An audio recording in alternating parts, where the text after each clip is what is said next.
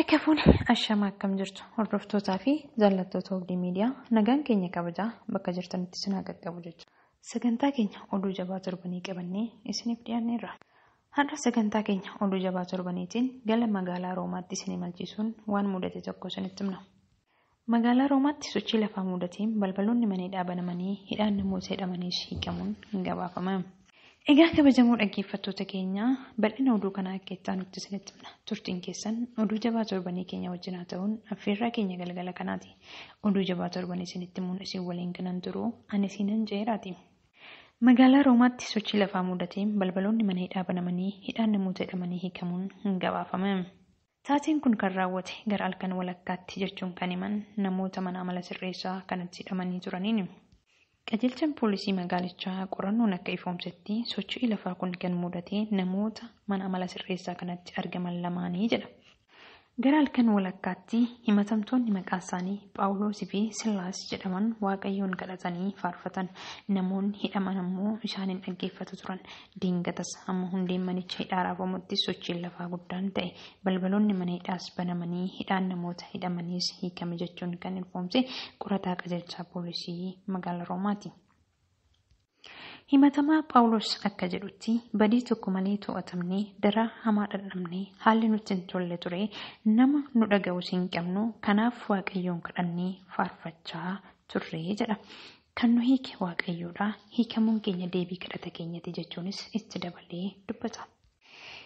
Eegduun mana hidhaa kanaa ani rafii waanan tureef wanti ta'e hundumtuu anaaf gaafidha jechuun hima. Weerara riibaa dammaqee balbaloonni mana hidhaa akka banaman yommuun argee namoonni hidhaman waan sokkansee ufajjeessuufan murteessee jechuunis dubbata. Phaawulos garuu sagalee isaa ol kaasee waa of hin godhin hundumti keenya as jirra jechuun na oolche jechuun galateeffate.